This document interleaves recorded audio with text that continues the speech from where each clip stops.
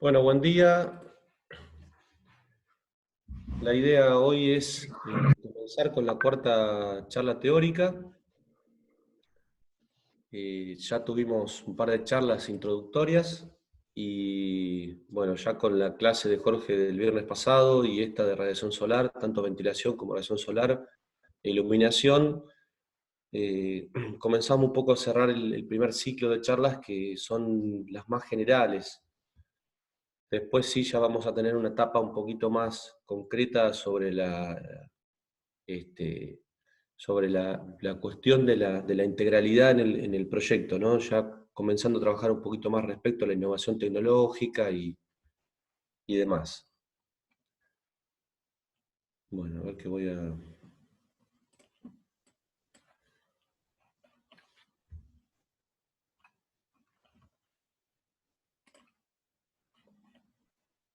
Ahí está.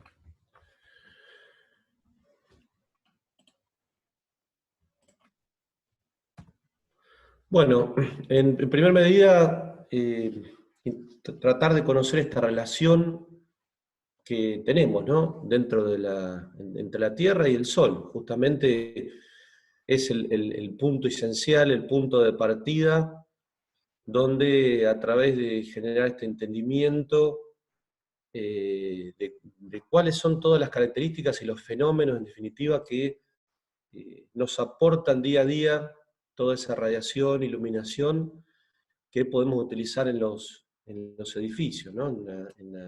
Propiamente en la arquitectura.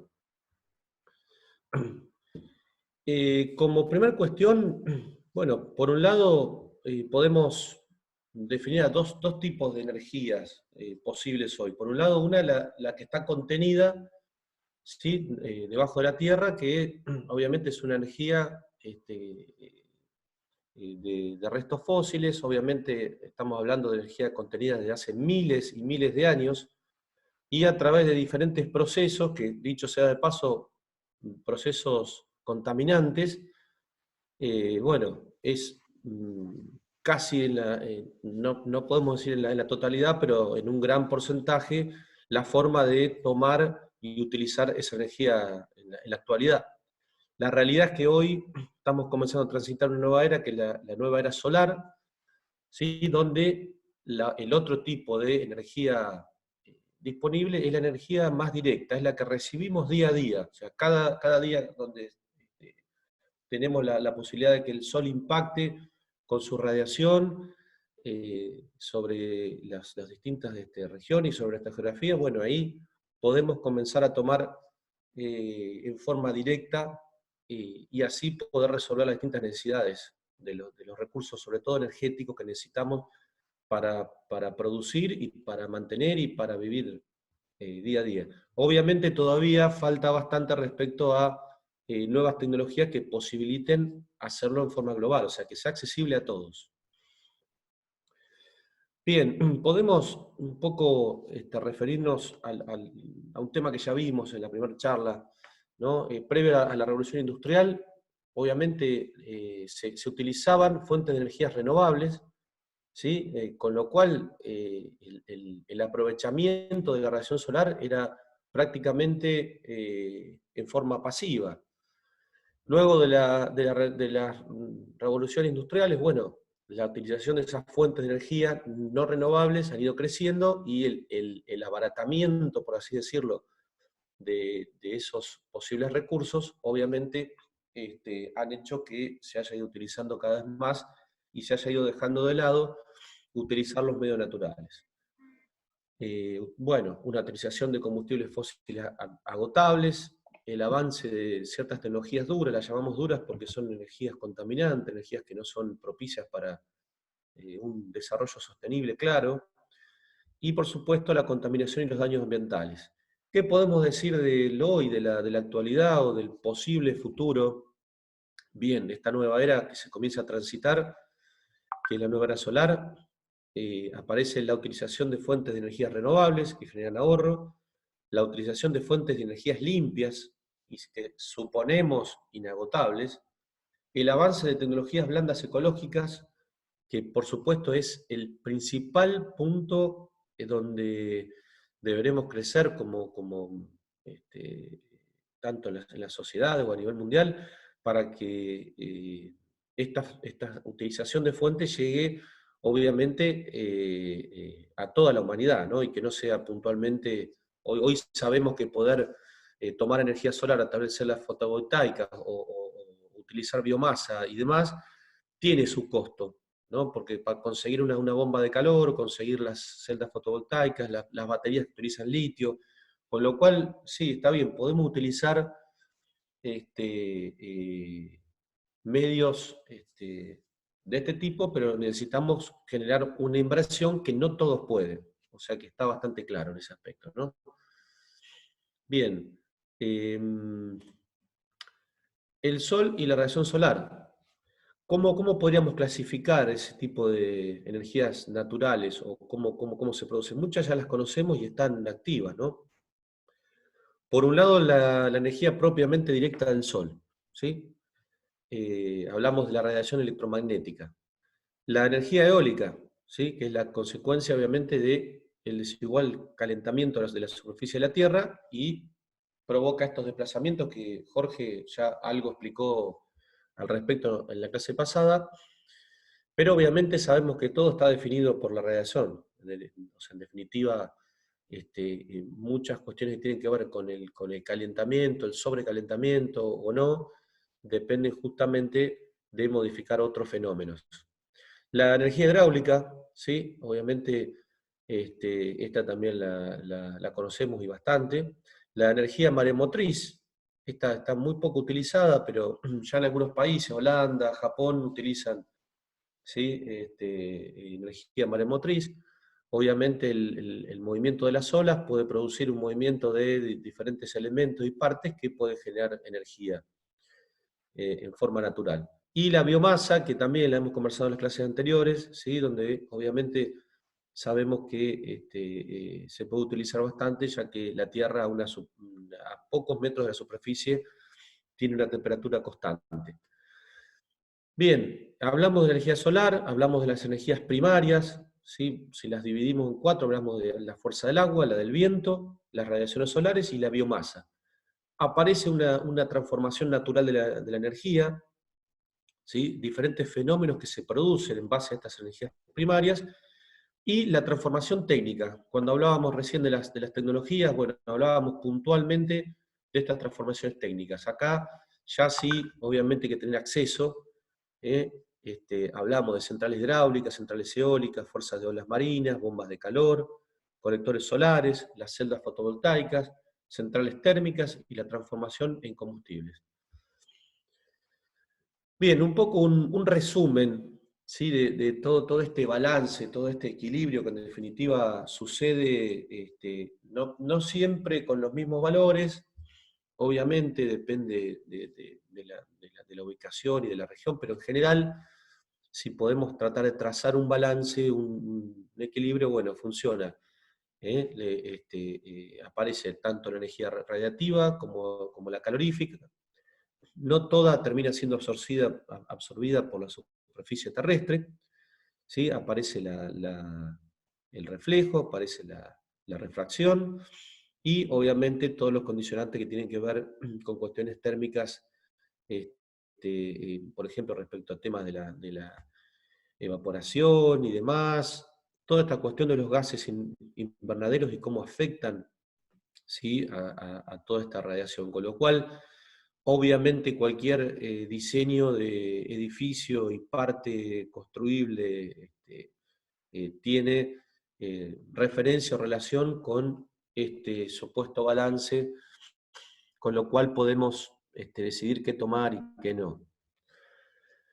Bien, si nos vamos un poco a épocas muy antiguas, hablamos siglo XX a.C., ya se comenzaba a considerar al Sol y al movimiento del Sol, a la radiación, a la iluminación, para determinar diferentes cuestiones que tienen que ver sobre todo con efectos de la naturaleza, ¿no? En esa época hablamos, por ejemplo, de saber cuándo comenzar a cultivar, cuándo cosechar, cuándo cambian los diferentes estados en cuanto a las temporadas, ¿no? Verano, invierno, la situación climática, Con lo cual, bueno, no había elementos de medición, pero sí eh, determinadas formas o maneras en diferentes culturas de utilizar al sol justamente como medio de información para poder lograr determinadas cuestiones, ¿no?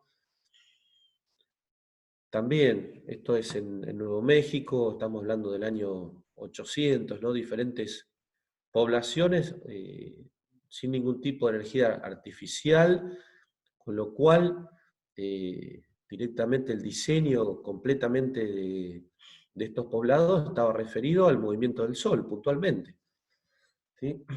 Cuestiones climáticas, tanto de radiación, ventilación.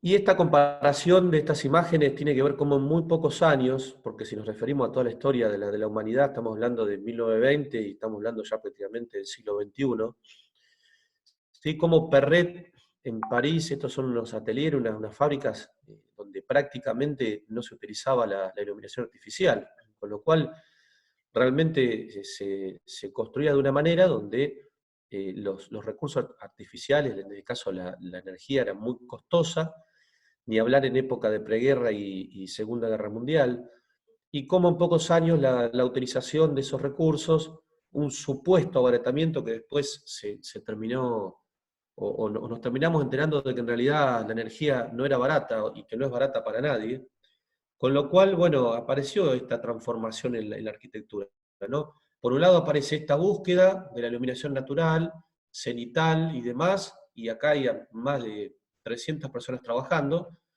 inclusive en estos balconeos, y comparado a estas fábricas donde obviamente, teniendo la posibilidad, bueno, no se utilizan. Bien, un punto importante a resaltar es la sensación integral de bienestar, ya yendo un poco más al diseño de la parte de los edificios puntualmente, ¿no?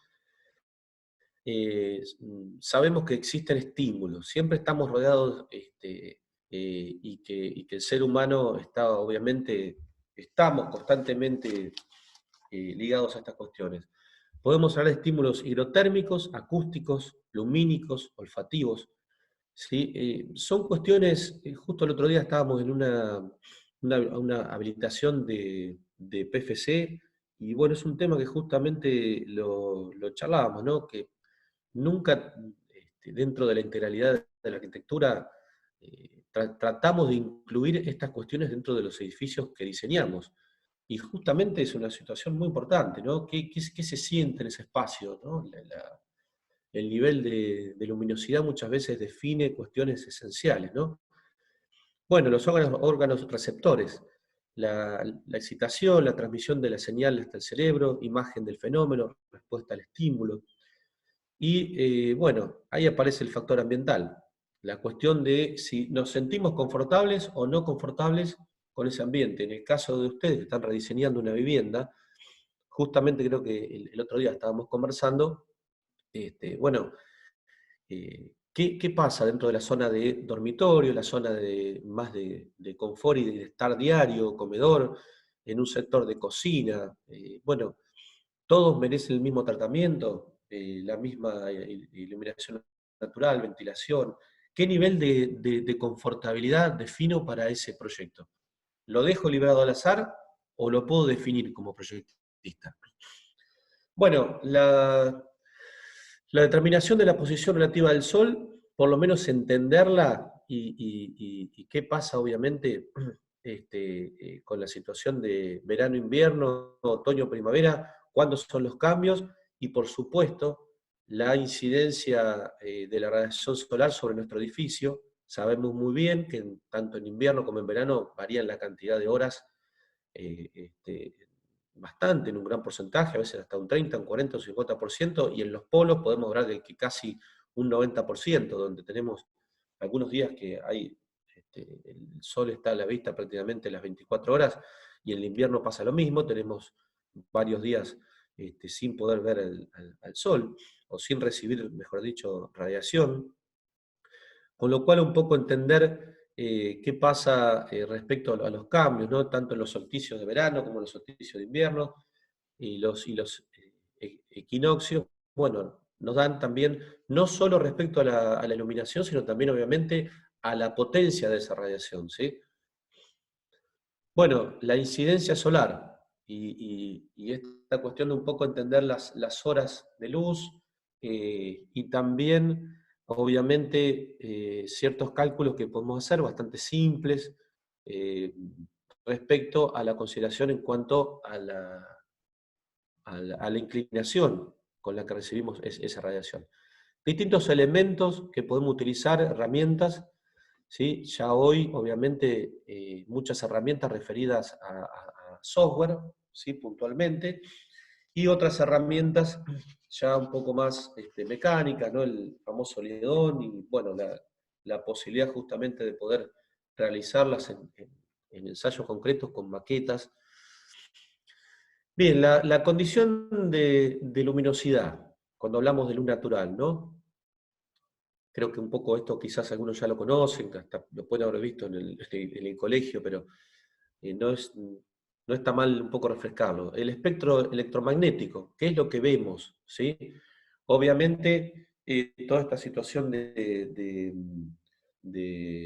rayos y que obviamente respecto a esa frecuencia nos da la posibilidad de, dentro de un rango de los 380 Nm a los 700, creo que 40 o 780, tenemos ese rango visible, obviamente con todos los colores que refieren a esta longitud de onda, ¿sí? Y bueno, y toda la situación del resto de los rayos, tanto infrarrojos, donde hablamos de aspectos térmicos, toda la situación donde ya hablamos de radar, microondas, ondas de radio, eh, que bueno, nos dan una cierta medida de la cuestión física, ¿no?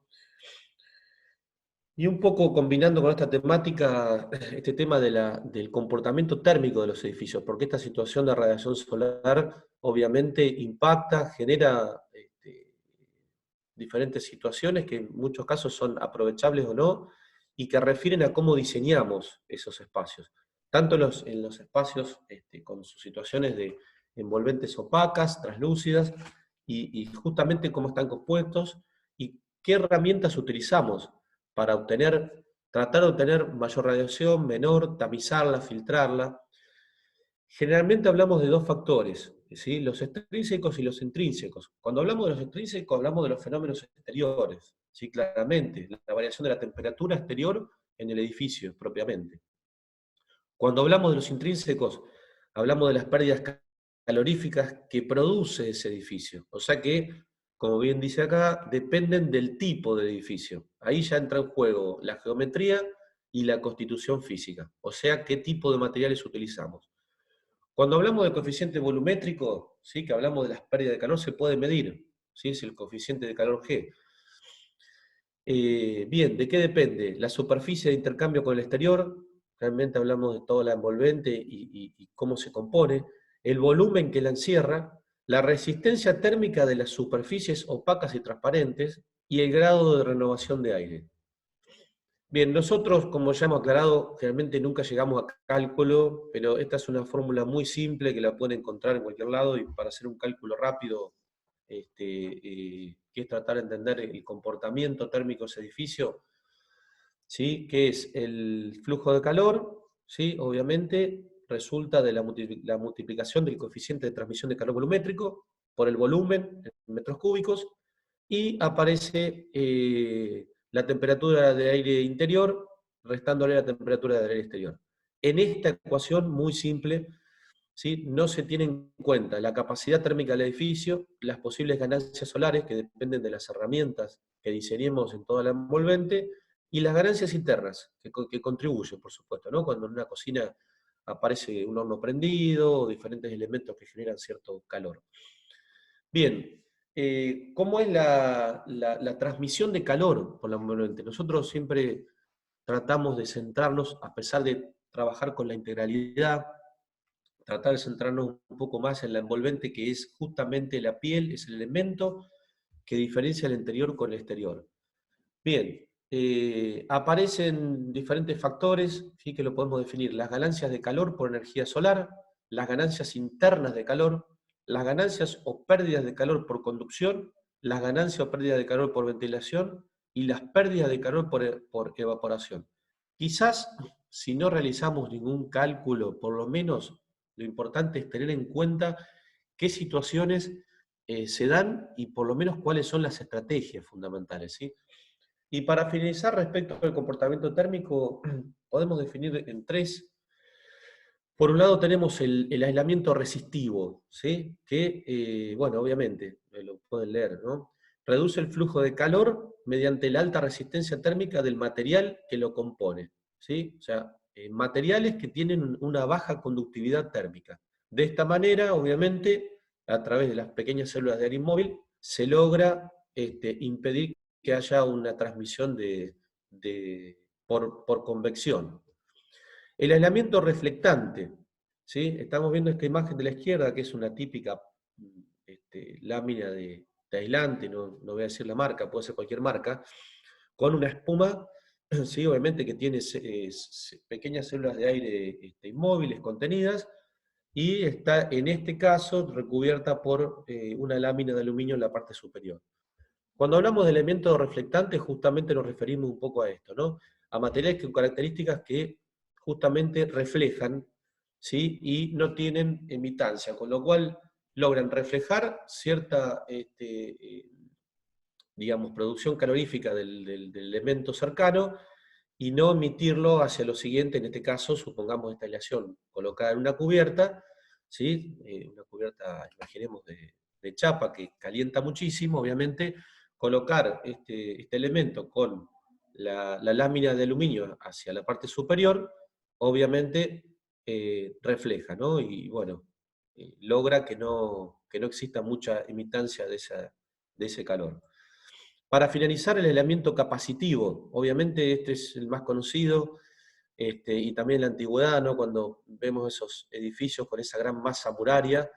Estos son los materiales con alta capacidad térmica, o sea que se disminuye el flujo del calor al acumular en ellos parte del calor, con lo cual se supone en materiales, por ejemplo, homogéneos, obviamente agregando espesor, logramos que a través de que ese elemento tenga esa forma de poder controlar, no quizás controlar, sino acumular ese calor, bueno, genera que no se transmita tan rápidamente. Pero cuando tenemos materiales de este tipo, llamémosle piedra, hormigón, y tienen un poco espesor, obviamente, en este caso, son muy malos aislantes térmicos, ¿no? Bien, volviendo un poco ya al tema de la luz y centrándonos en estas cuestiones, ¿no? Algunos componentes, ¿sí? Que nos ayudan tanto a conducir, a generar el paso de la luz o el control. En componentes de conducción de luz, galerías acristaladas, porches acristalados, invernaderos, patios con acristalamiento, atrios acristalados, conductos de luz, conductos solares. Los componentes de paso de la luz, ¿sí? Las aberturas en las edificaciones, muros cortinas, muros y losas translúcidos, luzonarios y claraboyas, y los elementos que controlan la luz. Quizás en los tres podemos definir que tenemos que generar diseño, pero en estos que controlan la luz, bueno, ya aparece, por ejemplo, la situación de filtrado o de reflexión, refracción y demás, ¿no? Hablamos de elementos que separan, vidrios, carpinterías, pantallas flexibles, bueno, ustedes lo leen, ¿no? Todos sistemas de filtros que en definitiva eh, tratan o tratamos con nuestro diseño de poder controlar el uso de la luz y determinar para qué nos sirve, ¿no? Si es para iluminar, si es para calefaccionar o no, y demás. Bueno, algunos criterios esenciales de diseño, ¿no? Por un lado, el nivel de iluminación suficiente en cualquiera de los planos de trabajo. Cuando hablamos de plano de trabajo, hablamos en definitiva de la condición de iluminación de cualquier espacio, ¿sí? No es lo mismo este espacio que estamos viendo en la imagen, que es el acceso al Museo del Louvre, con un espacio de, por ejemplo, un aula, un taller, una sala de eventos artísticos, no sé, un teatro, un cine, por lo cual elementos que tienen que ser completamente cerrados, donde no existe la penetración de la luz, o por ejemplo, como la sala de actos de nuestra facultad, que tiene unas pequeñas aberturas donde, bueno, hay veces donde se puede permitir generar algún ingreso de luz, ¿no? en general están siempre cerradas o tapadas. Bueno, diferentes condiciones de diferentes edificios y obras donde logramos ver cómo el tamizado de la luz logra en determinados ambientes generar una cierta iluminación, ¿no? Y algunas de estas categorías, hoy vemos por ejemplo las superficies reflectantes o difusoras, ¿sí? Que obviamente estos son ejemplos muy básicos, ¿sí? Tanto de lucernarios, atrios acristalados, donde aparece una cierta iluminación directa, otra con refracción y demás. Otros edificios, bueno, con cubiertas acristaladas, donde permiten estos patios interiores cerrados, pero bien iluminados. Algunos ejemplos de este tipo, ¿sí? Tanto en talleres como edificios nuevos, ¿no? Y bueno, y otros ejemplos también, ya con un poco más de diseño, en este caso elementos de claraboya, algunos que nos pueden permitir el ingreso directo de la luz, o en otros casos, ¿sí? Elementos que nos pueden generar, por ejemplo, en este caso de colocar elementos en vertical según a qué distancia, nos pueden ayudar a tamizar y filtrar la luz, o en este caso de estos elementos, que obviamente generan una luz completamente indirecta en el espacio, en el ambiente, ¿sí? Que nos permiten un tipo de iluminación determinada, como por ejemplo en el Museo Menil de Renzo Piano, ¿sí? Donde el diseño de estos elementos, tanto utilizados en el exterior como en el interior, generan un tipo de iluminación determinada que nunca es directa y que obviamente de acuerdo a la inclinación de esos rayos solares generan distintas tipos de situaciones, digamos, en cada uno de las partes componentes del edificio, que son las que diseñamos, son las que queremos en definitiva, ¿no? Bien, los tubos de luz, ¿no? La conducción de la luz, puntualmente esto se puede lograr.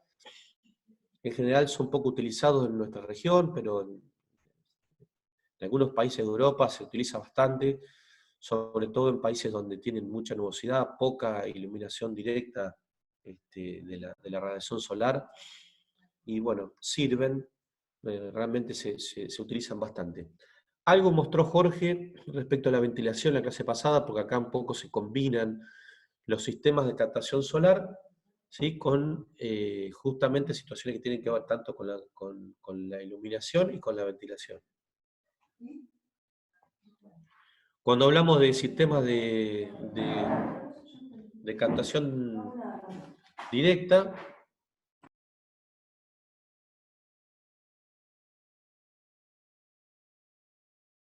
hablamos de sistemas de captación directa, ¿sí? Sistemas de captación directa con lazo convectivo.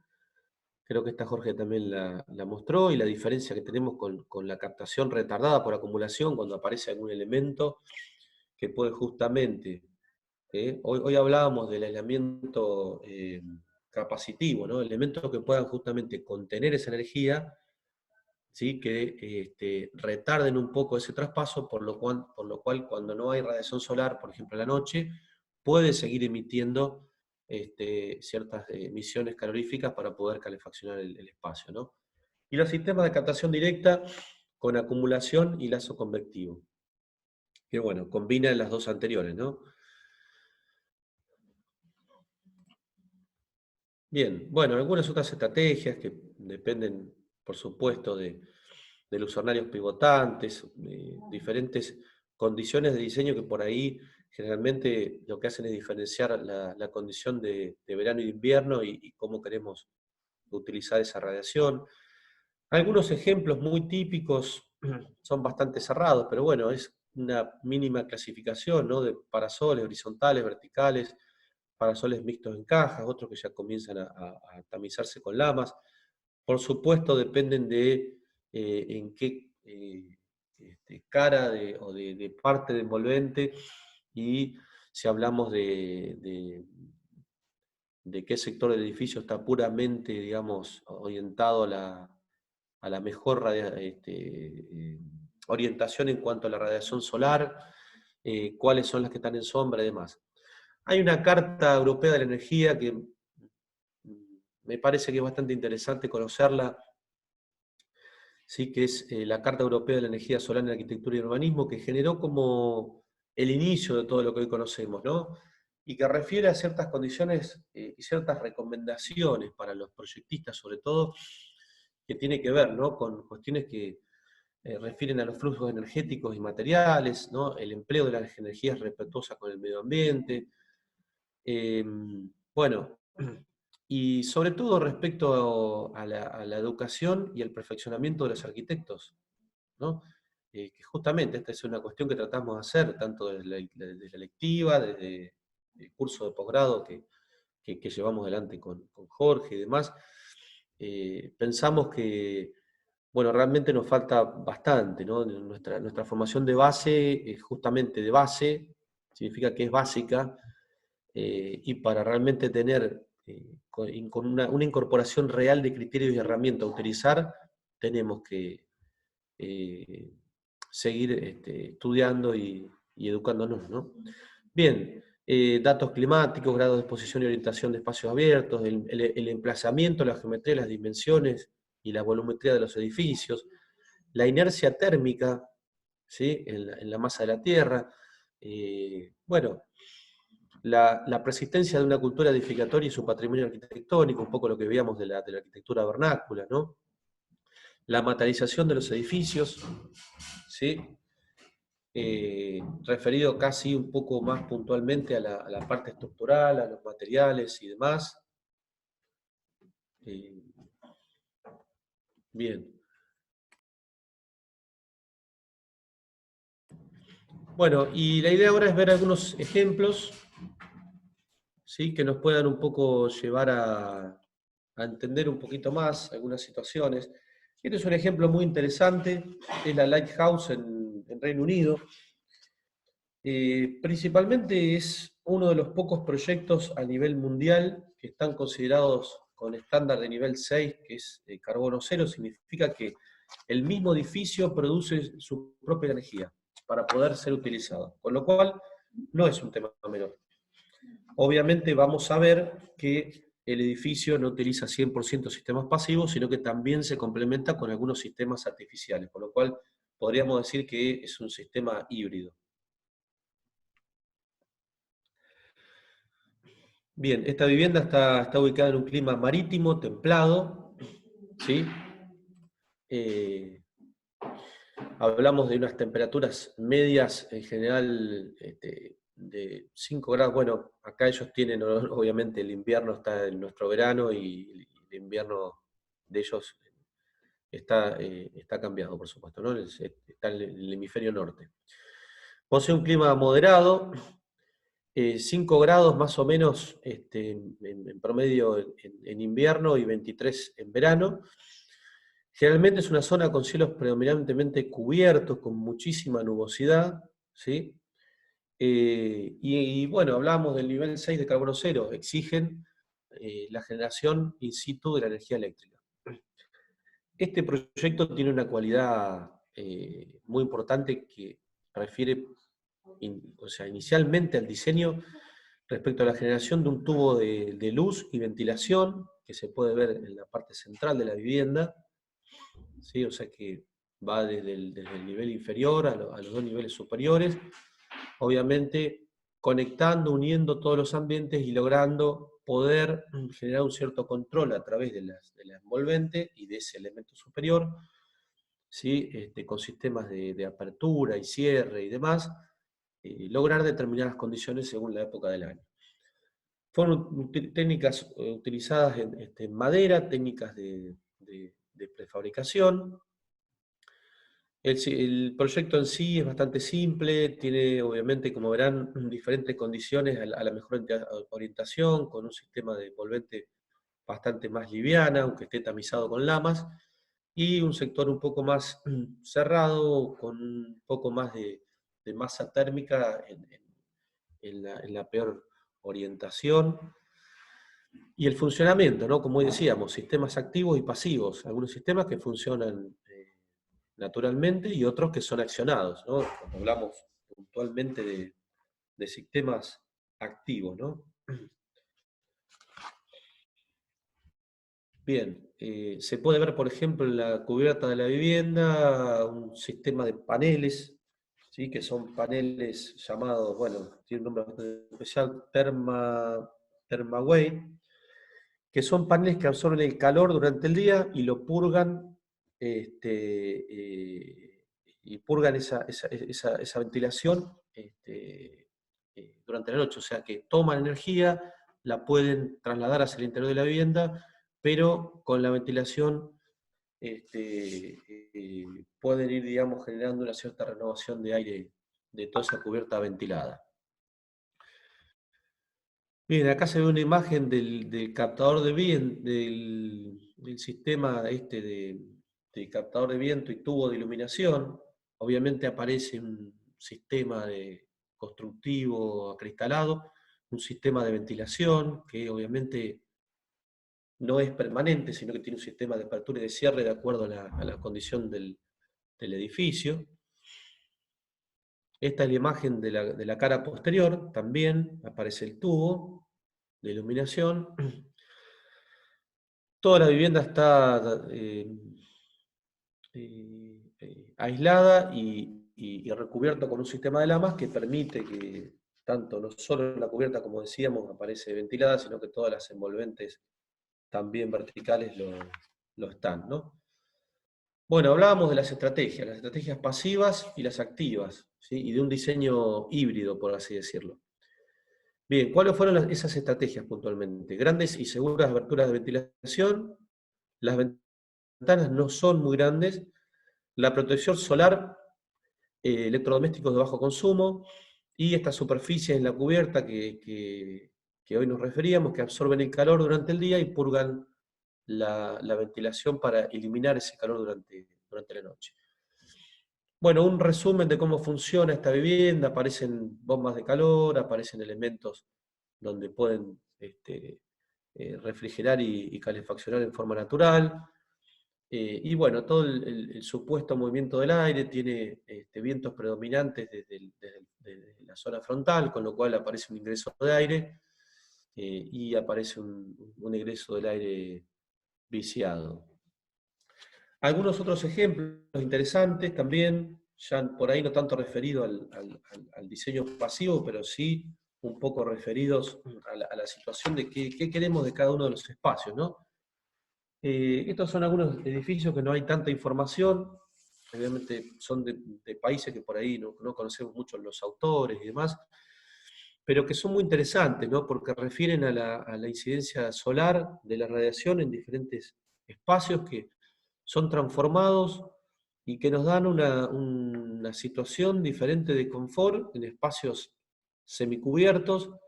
Acá vemos tanto como el espacio es utilizado en un momento del día, que puede ser tanto a la mañana temprano como al atardecer, y en zonas donde realmente el impacto de la radiación es muy importante, por supuesto, aparece esta situación de elementos que se abren, ¿no? O se cierran.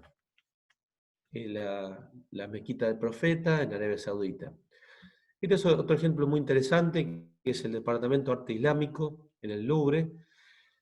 Fue construido en uno de los patios del Louvre, los patios internos. Obviamente ya el Louvre sin posibilidad de contener nuevas muestras. En este caso es muestras de arte islámico, y genera una cubierta, que en realidad es una doble cubierta, donde tamiza y también hasta inclusive le da un tono que tiene que ver justamente con el arte islámico, con la situación de diferentes metales como el oro y el bronce, y aparece esta situación de tamización de una cobertura vidriada con este doble elemento, este entramado que le da esa situación interior de confortabilidad adecuada para ese uso, ¿no?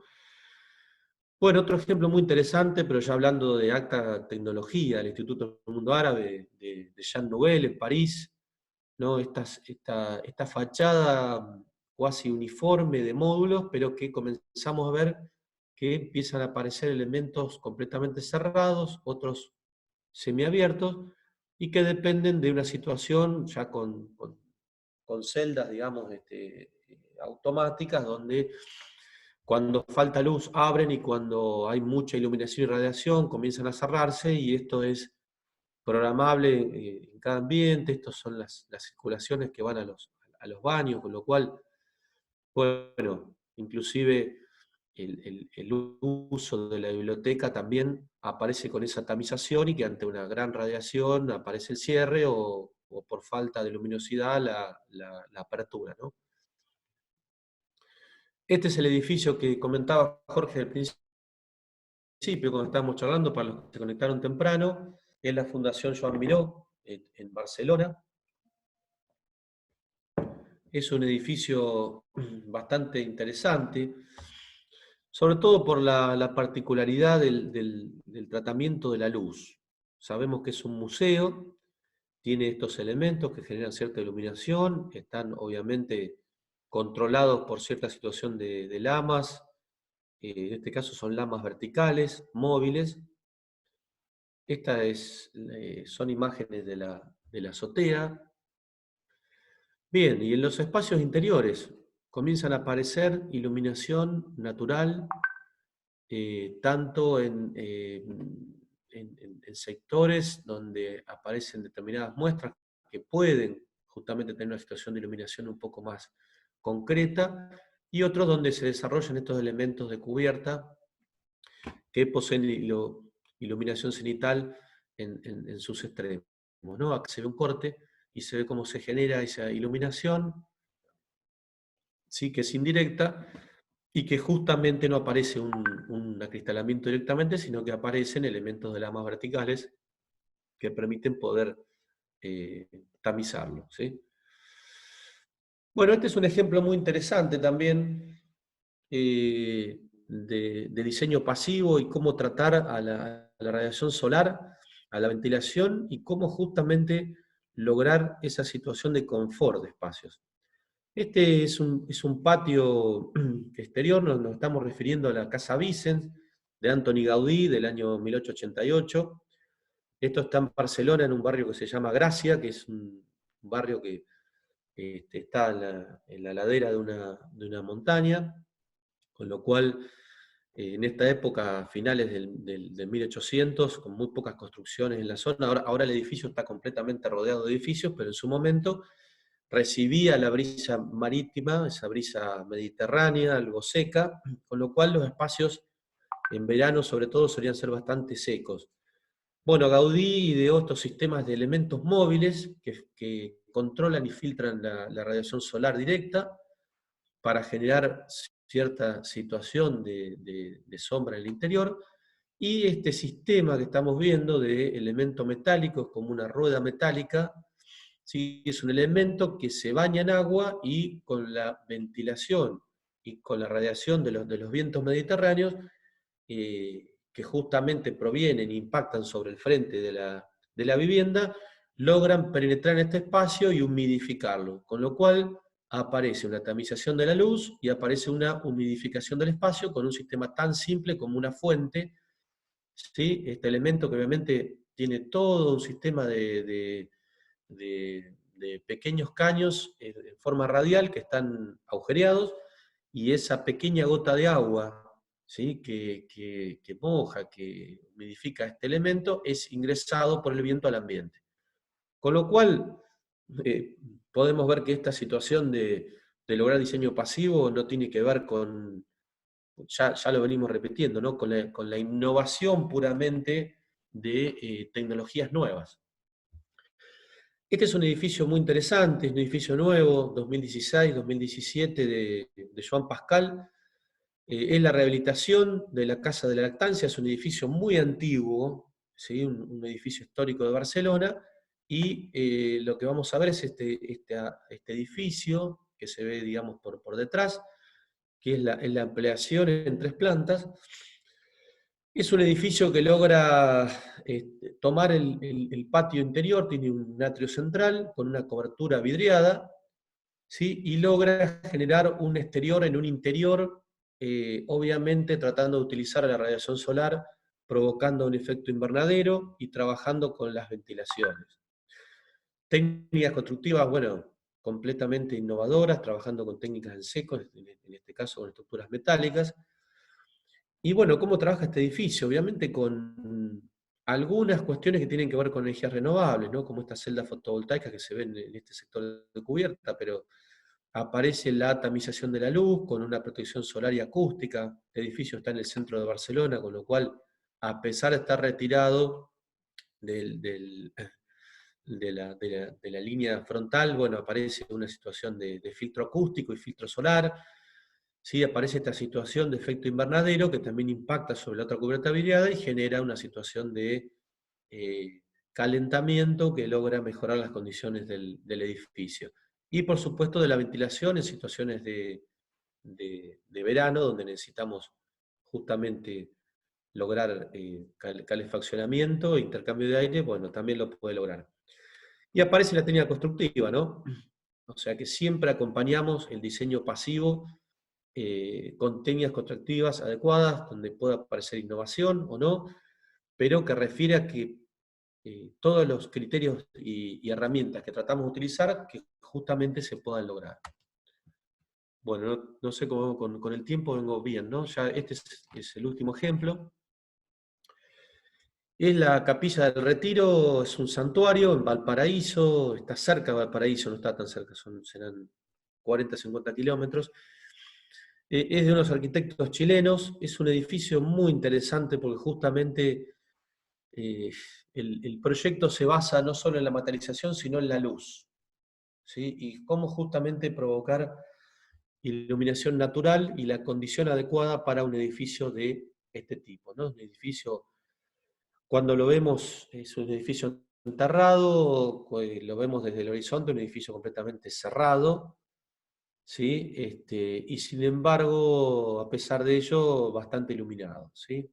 Es un edificio que, como podemos ver, son 4 placas que están apoyadas en el cero, ¿no? Una placa, 2 placas, tercera placa, cuarta placa, y que justamente aparece el sostén de toda esa envolvente de hormigón que trabaja en una doble caja, porque la caja interior vamos a ver que es de madera, son durmientes reutilizados, durmientes de ferrocarril, está justamente suspendido y el edificio se proyecta hacia abajo, con lo cual las envolventes vidriadas no necesitan estar interrumpidas por ningún tipo de apoyo o elementos opacos, ¿no? Bueno, estas son imágenes exteriores de ese edificio, una exterior y una interior, casi prácticamente del mismo punto, pero atravesando el vidrio de un lado y del otro, donde podemos ver justamente la imagen del sector de edificio, podemos generar tanto por el subterráneo, como vamos a ver por cierta iluminación cenital que se da por los laterales de ese edificio, ¿no?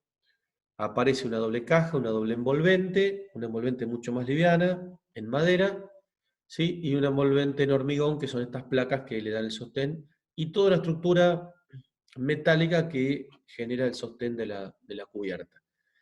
Bien, ¿qué pasa dentro de este espacio? Aquí hay una combinación de cierta iluminación natural y cierta artificial, básica, pero el edificio puede funcionar tranquilamente con iluminación natural. Una frase muy interesante de los arquitectos donde dice, la luz natural es el primer material. La luz es lo que crea la atmósfera que siempre estamos buscando, calma, belleza, una experiencia confiada. La luz recorre los espacios como el agua, se mueve por los espacios de un modo particular. Cada material posee una cualidad distinta para interactuar con la luz. El material que revela la luz tiene unas condiciones específicas, como el reflejo de materiales que mantienen la oscuridad. Con lo cual, bueno, aparece el recurso de la luz, ¿sí? La tectónica, y obviamente se trata de generar un edificio que esté justamente diseñado a partir de esa relación, ¿no? Dice el otro arquitecto, Pablo López, bueno, hace hincapié en la luz natural y está íntimamente relacionada con la naturaleza tectónica de la capilla. El volumen puede describirse como una caja dentro de una caja, ¿sí? Una caja interior de madera inmersa en un cajón de hormigón. Bien, acá podemos ver cómo realmente se trata de utilizar los medios naturales y llevarlos al extremo. En este caso, esta imagen, a diferencia de la anterior, vemos que no está utilizada la iluminación artificial y cómo justamente el edificio funciona muy bien y sin necesidad de poder utilizar otro tipo de energías, ¿no? Bueno, justamente esta situación de la luz y de poder utilizarla, ¿no? Si definimos las estrategias de diseño que tiene el edificio en cuanto a temas de sustentabilidad, por un lado aparece la iluminación natural, acristalamiento de suelo-techo, ¿sí? En sus 4 orientaciones. ¿Mm? Aparece una sombra proporcionada por el hueco, que entra por el paisaje mismo, y la iluminación cenital de los lucernarios que ustedes pueden estar viendo en todo el perímetro de esa cubierta, que relaciona envolvente vertical con horizontal, ¿sí? Bueno, no tiene estrategias de energía renovable el edificio. Acá vemos un poco este ordenamiento, estructura de vigas de acero, los muros de hormigón, la cubierta con los lucernarios de cristal en su perímetro, el interior y el cerramiento, ¿no? Bueno, un poco las estrategias desarrolladas por los arquitectos, ¿sí? Diferenciando las distintas épocas del año, el verano, el invierno, el impacto de la radiación, obviamente la separación, ¿sí? de estos espacios exteriores, pero también enterrados, tienen mucho que ver con justamente la situación de iluminación y de ventilación, ¿no? Bueno, y la frase que recién les leí respecto a la consideración de los arquitectos. Y bueno, con esto damos por finalizada la charla, ¿sí? Y la idea es poder, en estos minutos que quedan, presentar la nueva consigna. De todas maneras, no sé si alguno quiere hacer alguna pregunta, alguna duda, alguna consulta, algún aporte.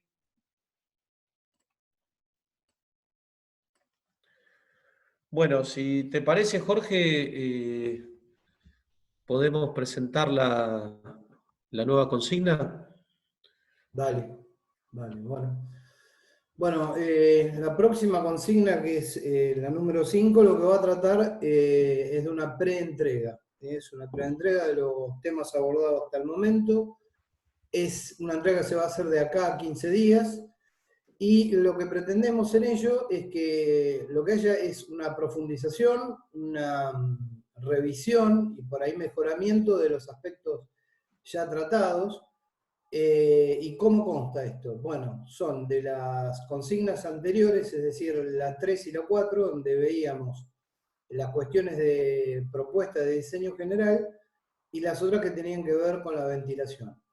A esta misma preentrega lo que se le va a adicionar es las decisiones de diseño que ustedes toman respecto a cómo tomar la radiación solar. Para a manera de síntesis, como le pusimos ahí en el trabajo, como para hacerlo, entenderlo mejor el trabajo, ahí le relatamos 3 puntos. Uno es ahondar, o sea, profundizar en las decisiones generales que ya fueron tomadas respecto del diseño, esto teniendo en cuenta, lógicamente, siempre el entorno donde está inserto y el tipo de clima que tiene. La otra cuestión también, profundizar en las cuestiones de ventilación, ¿sí? Vamos a ver ya en esta entrega cómo fueron, y si hay que reproponer algo, o aumentarlo, o tratarlo mejor. Y en tercer lugar, esto de proponer criterios de utilización de la radiación solar, que viene a colación de la teórica que acaba de dar Julián, ¿no? Bueno, nosotros lo desmembramos en 2 puntos para que tengan en cuenta. Por un lado, lo que es el aprovechamiento del recurso, es decir, cómo ustedes aprovechan la iluminación natural y la calefacción a través del medio solar. ¿Qué sucede? Que dependiendo del clima, estas cuestiones pueden ser tomadas ambas o puede tomarse directamente una. Suponiendo un clima bastante frío, creemos que es necesario, o supuestamente, el uso de ambas, ¿no? De tanto de iluminación como de calefacción solar. En cambio, ya en climas donde los periodos críticos son los estivales, ahí, bueno, no. Ahí seguramente es solamente tratar cuestiones de iluminación natural.